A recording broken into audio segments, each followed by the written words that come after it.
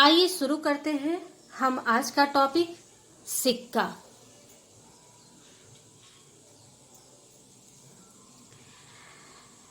सिक्का धातु का वह टुकड़ा है जो वजन में मानकीकृत है,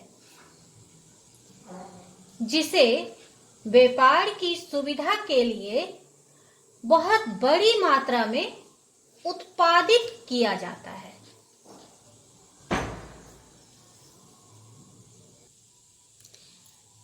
सिक्का धातु का एक टुकड़ा है जो वजन में मानकीकृत है। मानकीकृत का मतलब ये है कि एक पैमाना जिसके तुलनात्मक सिक्का को ढाला जाता है। अगर हम साधारण भाषा में समझें तो अगर कोई सिक्का 100 ग्राम का बनाया जाता है तो दूसरा सिक्का 1 केजी का नहीं बनाया जा सकता है। उसका फिक्स एक पैमाना होता है, एक माप होता है जिसके अनुसार सिक्कों के वजन को मानकीकृत किया जाता है, जिसे व्यापार की सुविधा के लिए बहुत बड़ी मात्रा में उत्पादित किया जाता है।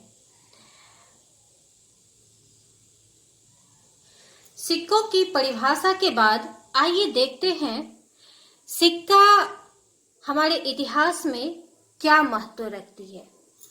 दोस्तों, इससे पिछले वीडियो में हमने आपको ऐतिहासिक स्रोत के बारे में बताया था, जिसकी मदद से इतिहास की रचना की गई, उसे हम ऐतिहासिक स्रोत कहते हैं। अध्ययन की सुविधा के लिए ऐतिहासिक स्रोतों को 2 भागों में विभक्त किया गया था। पहला था साहित्यिक स्रोत और दूसरा था पुरातात्विक स्रोत। साहित्यिक स्रोत के बारे में भी हमने बताया था, जो ऐसा पहलू जो कि ताड़पत्र, भोजपत्र आदि पर लिखा हुआ पहलू इतिहास की जानकारी देती है, उसे हम साहित्यिक स्रोत के अंतर्गत रखते हैं। और जो पत्थर या धातु इतिहास के बारे में जानकारी देती है, उसे पुरातात्विक स्रोत कहा जाता है। उसी पुरातात्विक स्रोत के अंतर्गत एक महत्वपूर्ण टॉपिक है जिसका आज हम डिस्कस करने जा रहे हैं, वो है सिक्का। और सिक्कों का क्या महत्व है इतिहास में, साथ ही साथ हमारे परीक्षाओं में, उन सभी को इसमें हम देखेंगे। सिक्का की परिभाषा के बाद आइए हम देखते हैं सिक्कों का महत्व।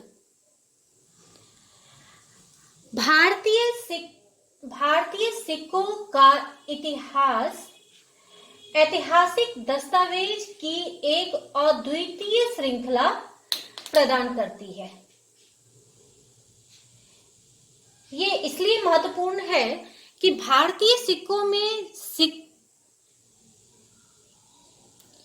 यह इसलिए महत्वपूर्ण है कि भारतीय सिक्कों का इतिहास ऐतिहासिक दस्तावेज की एक अद्वितीय श्रृंखला प्रदान करता है।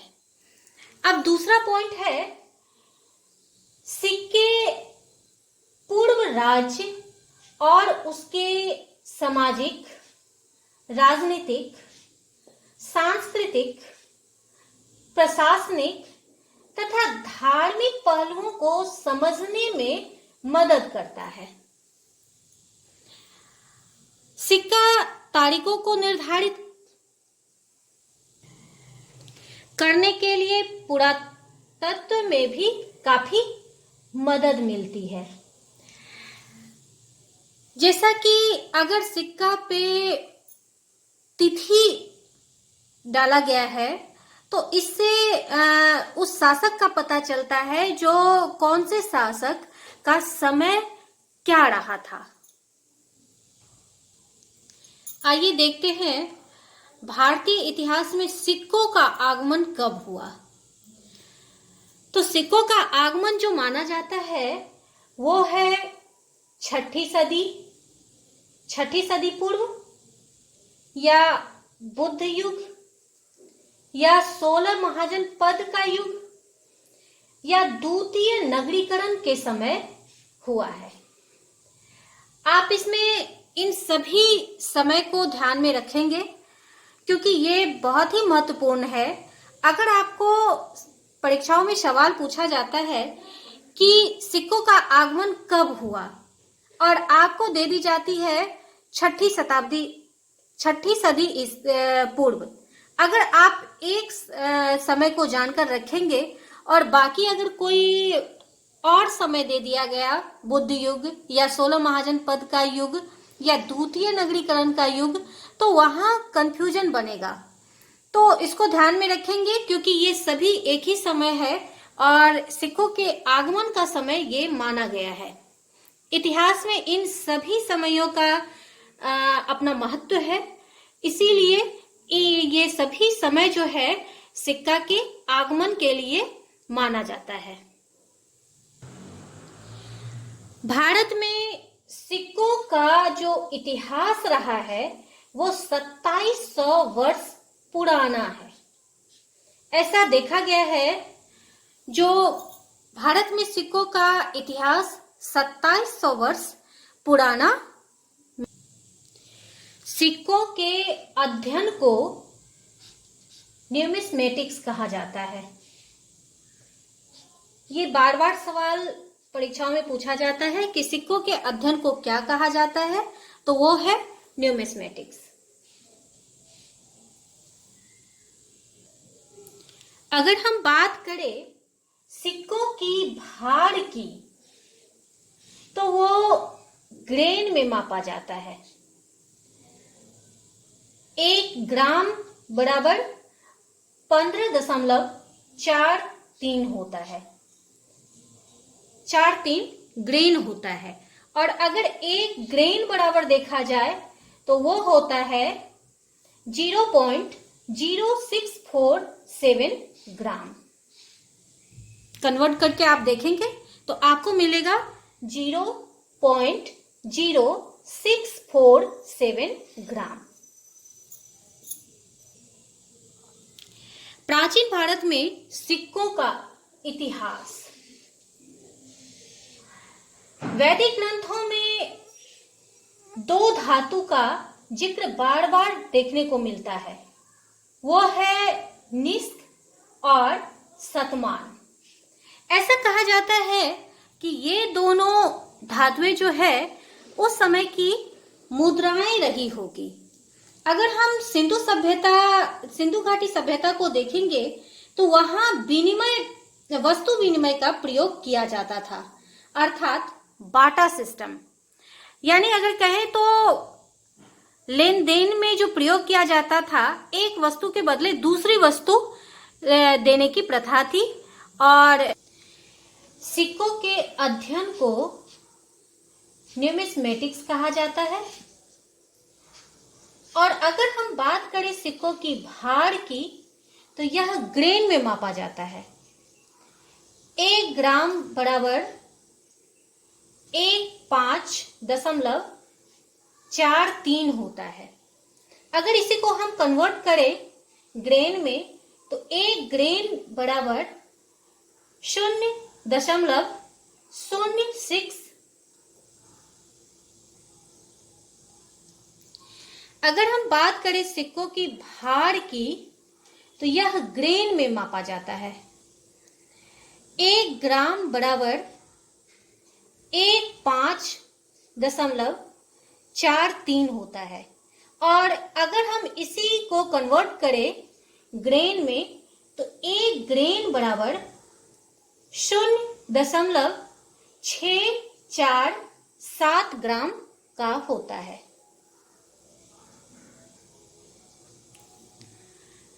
प्राचीन भारत में सिक्कों का इतिहास,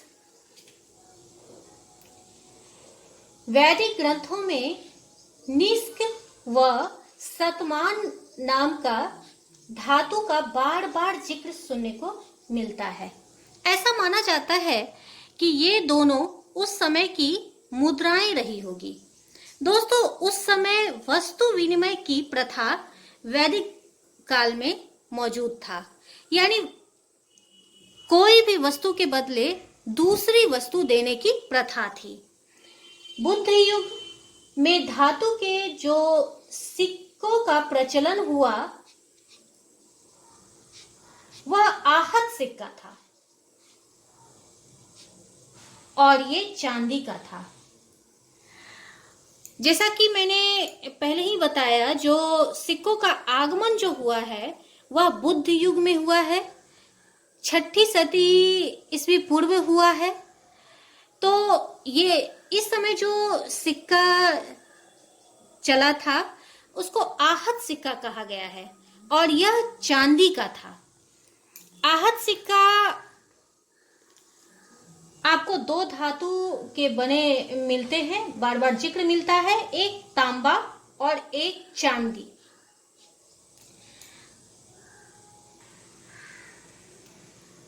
सिक्कों के इतिहास में परीक्षाओं में 3 धातु के सिक्के बार बार पूछे जाते हैं।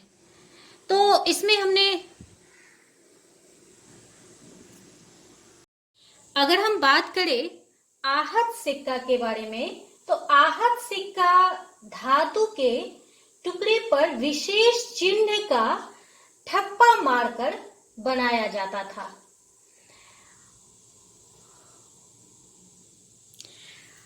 आहत सिक्कों पर जो चिन्हों के अवशेष मिले हैं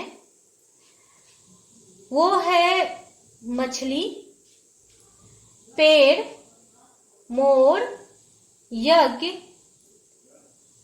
यज्ञवेदी, हाथी, शंख, बैल। ज्यामिति चित्र जो है, यानी उस आहत सिक्के का जो आकार था वो निश्चित नहीं था। वो या तो वृत्त था या चतुर्भुज था या त्रिकोण था। ऐसे भिन्न भिन्न आकृति का आहत सिक्का प्राप्त हुआ। इन सिक्कों का कोई निश्चित आकार नहीं था। इन सिक्कों को पंचमार्क सिक्का भी कहा गया है, यानी यही आहत सिक्का जो है इसको पंचमार्क सिक्का या पंचमार्क कॉइन भी कहा जाता है।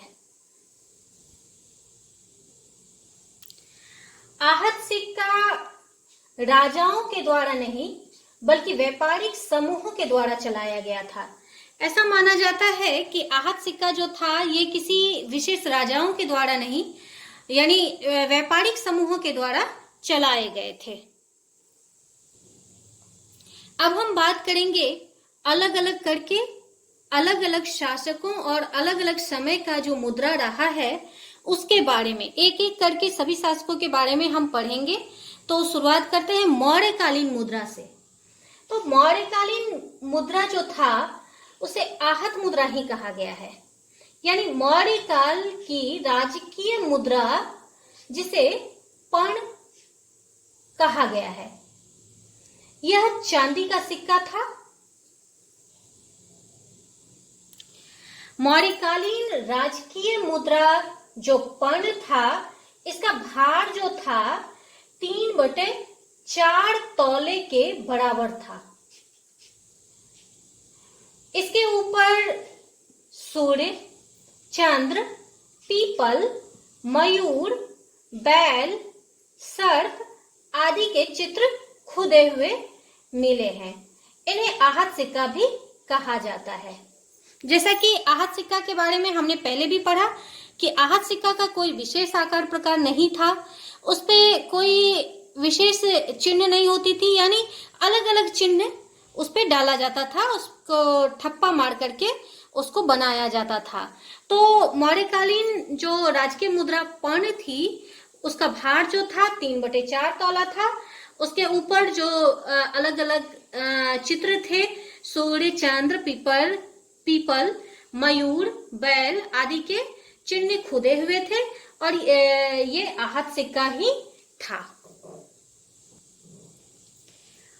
मौर्यकालीन सिक्का जो था वो स्वर्ण, चांदी और तांबे के बने होते थे। अगर स्वर्ण सिक्का के बारे में हम बात करें तो उसका नाम जो है वो निष्क एवं सुवर्ण था। ये निष्क और सुवर्ण जो था ये सोने के सिक्के थे। और चांदी की सिक्का की अगर बात करें तो इसका नाम था पण, धड़न, शतमान और रूप्य। ये जो 4 सिक्के थे, मौर्यकालीन सिक्का जो पण, धड़न, शतमान, रूप्य, ये सभी चांदी के सिक्के थे। अगर हम बात करें तांबे की सिक्के की तो तांबे के सिक्के में मासक एवं कंकरनी जो है ये आपको तांबे के सिक्के मिले हैं। और वहीं अगर हम बात करें एक प्रकार ये भी था जो करसापन, ये चांदी और तांबे को मिलाकर बनाया जाता था। तो मौर्यकालीन सिक्कों की विशेषता में आप ध्यान में रखेंगे जो वो आहत प्रकार के सिक्के थे उसका भार जो था 3/4 तौले के बराबर था। उस पे जो है अलग अलग तरह के आपको चित्र खुदे हुए मिले हैं।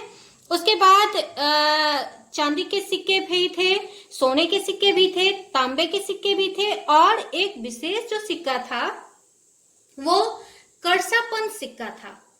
उसमें तांबे और चांदी के सिक्के मिले हुए बने हैं।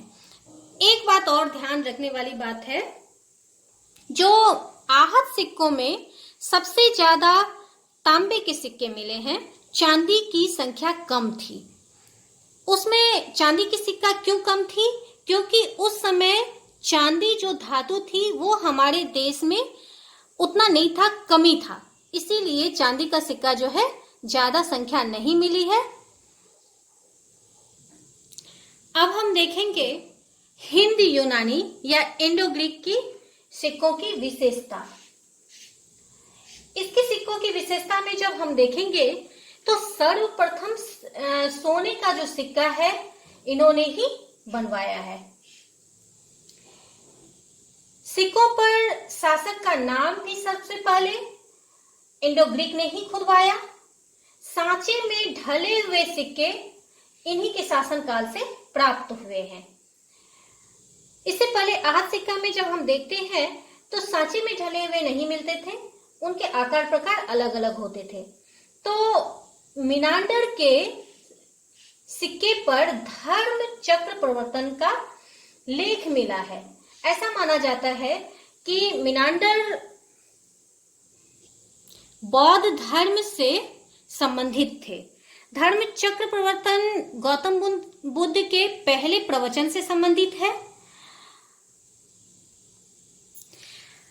स्ट्रेटो द्वितीय ने शीशे के सिक्के सर्वप्रथम चलवाए थे। अगर हम प्राचीन भारत में देखेंगे तो सातवाहन शासक जो है सबसे पहले मुख्य भारत में शीशे के सिक्के जारी किए थे। हिंदी यूनानी या इंडो ग्रीक की सिक्कों की विशेषता में एक और विशेषता थी, जो सर्वप्रथम लेख युक्त सिक्का जो है इन्होंने ही जारी किया था। अब हम बात करेंगे कुषाण कालीन सिक्कों की। तो कुषाण कालीन सिक्कों की जो विशेषता थी वो था भारतीय इतिहास में नियमित सिक्का जारी करना। यानी भारतीय इतिहास में सिक्कों का नियमित जारी करना जो प्रारंभ हुआ है वो हुआ है कुषाण कालीन में।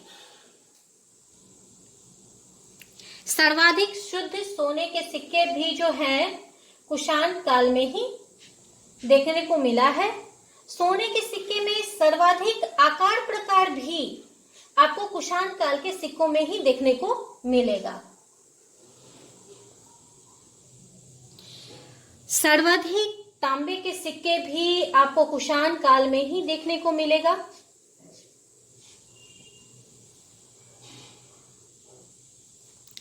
कुजुल कन्फ्यूशियस ने जो तांबे के सिक्के जारी किए थे उसमें यवन शासक हर्मियस का चित्र प्राप्त हुआ है। ऐसा माना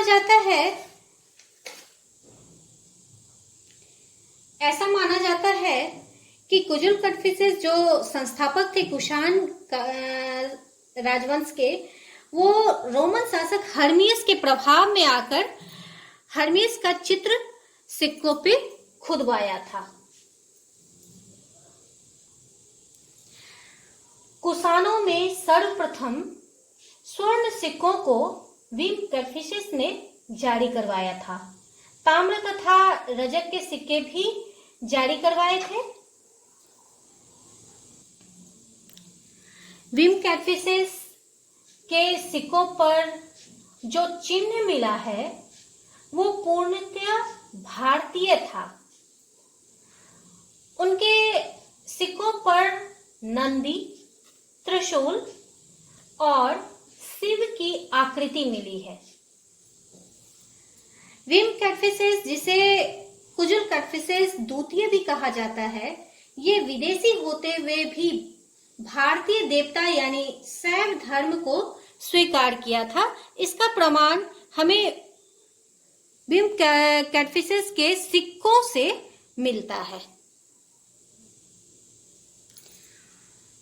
बौद्ध का चित्रयुक्त सिक्का कनिष्क ने जारी किया था, यानी गौतम बुद्ध के चित्रयुक्त सिक्का जो था वो कनिष्क ने जारी करवाया था। कनिष्क ने चतुर्थ बौद्ध संगति भी आयोजन किया था, जो कश्मीर के सुंदरवन में 78 ईस्वी में यह बौद्ध धर्म के महायान से संबंधित था। कनिष्क जो थे वो बौद्ध धर्म के महायान से संबंधित थे, जो कि आपको चतुर्थ बौद्ध संगति कश्मीर के कुंडलवन में करवाए थे। हुविस्क ने, जो कनिष्क के उत्तराधिकारी थे, उन्होंने राजा के आधे शरीर की आकृति बनी हुई सिक्कों को ढलवाया था। यानी इससे पहले जो भी सिक्कों पे हम आकृति को देखेंगे, राजा का आकृति जो हम देखेंगे या कोई भी बौद्ध का आकृति हम देखेंगे, तो वो सब जो थी पूरे शरीर यानी सिर से लेकर पैर तक की आकृति सिक्कों पे छपी हुई होती थी। लेकिन जब हम हुविस के सिक्कों को हम देखते हैं तो वहां आधा शरीर यानी सिर और आधा शरीर जो है की आकृति हमको सिक्कों पर मिलती है। दोस्तों, यहाँ पर हम सिक्कों को नहीं दिखा पाते हैं। हर राजा के दोस्तों, आज के वीडियो में बस इतना ही। अभी बहुत सारे सिक्कों से संबंधित टॉपिक बचे हुए हैं, सातवाहन के काल का और बहुत सारे ऐसे बचे हुए हैं जो कि हम अगले वीडियो में डिस्कस करेंगे। अगर इन सभी को हम एक वीडियो में डालते तो वो बहुत लंबी हो जाती, इसीलिए इस वीडियो में बस इतना ही। धन्यवाद।